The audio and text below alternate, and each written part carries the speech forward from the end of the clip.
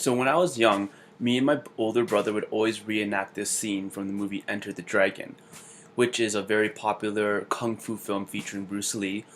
I know there's some people out there that don't know Enter the Dragon. One time I asked this millennial if she's ever seen it before. She's like, "What is that? A porn movie?" I'm like, "Oh my god." Anyways, so in this movie Enter the Dragon, Bruce Lee's character is walking with a student, and he asks the student, "Kick me." So the student throws a kick, and then Bruce Lee asks, "How did that feel?" And the student says, "Let me think." And then Bruce Lee slaps his student and says, "Don't think, feel." And for some reason, my brother and I found this very funny, and we reenacted it over and over and over again. So it really stuck in my mind. Now, you might be asking, what does this got to do with conscious dance? And my answer is everything. It's conscious dance is all about feeling. It's all about getting out of the mind and getting into your body and identifying how that feels in the body. Now, I want to share a story with you guys that happened a couple weeks ago. I was in Edmonton for a workshop, and one of the participants was he was in his 40s, and he said he didn't have much of a background for dancing. He didn't really dance much because when he was little, when he was a wee little lad, he was dancing in front of some his friends, or he was at a school dance, I think it was, and someone walked up to him and says, "You look really silly. You shouldn't be dancing," or something along the lines like that. Like he just, someone made a really negative comment about his dancing, so he became very self-conscious and he felt very hurt. So the idea of dancing always brought up this memory of being put down from dancing.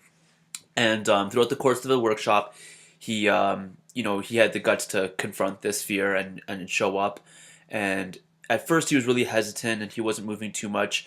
But as the workshop and the weekend progressed, he got more and more comfortable, and it was just awesome because at the end of it all, he just was free and just really putting himself out there and just expressing himself through the music, and it was a really beautiful transformation to see.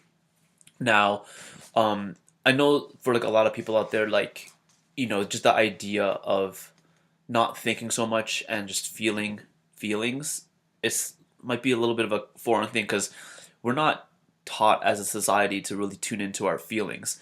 And for me, I kind of learned this lesson the hard way. I mean, I was really suppressing my feelings for a really long time. I didn't pay any attention to them. Every time I talked, I had this tendency where I would share my feelings, and the common reaction was, "You think too much and you're just overly sensitive." So I felt very invalidated within feeling my feelings, and I just suppressed them. And it got to a point where like I couldn't stand my emotions anymore, that I attempted suicide. Like I just couldn't stand the way I feel. And after the failed attempt, I was in the hospital and I was analyzing the situation. Okay, how did I get to this point where I wanted to end my life? And basically, what it was I was just in my head all the time, and I wasn't really validating my feelings and allowing myself to feel those feelings and do something to move through those feelings. I was just really stuck. And I think this is, and then from then I just, read some books on Zen Buddhism and got into meditation a little bit. I started going to raves and participating in the rave culture, and I found that something was there. Like there's something about dancing that was very beneficial for me, and I want to explore that more. But the rave culture is highly involved with the drug culture as well. So I put some distance between that, and I found myself in the conscious dance community, and this is how this whole journey began for me. But it just to tie it all back. I mean, everything is about feeling, anyways. Because when you think about it, when you want something, it's not the thing that you're desiring that you really want. It's the feeling. Like, let's say I don't know, Ferrari car. I want a Ferrari Testarossa. Why do I want that Ferrari Testarossa? Because it's gonna make me feel like I'm accomplished individual. People are gonna see me, and I'm gonna feel validated by people.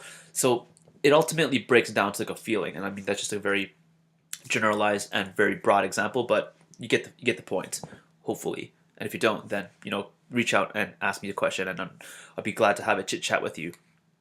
Um, but yeah, I think feelings and emotions are a very powerful element of being human, and it should be worked with. It should be played with, and there should be a clear relationship between yourself as an observer and the emotions themselves. And conscious dance is a great way of doing this. And if you think that like you're very shy and like it seems really out of the box, there's actually an instructor out there who's has her classes specifically designed to get your attention out of your thoughts and into how your body feels.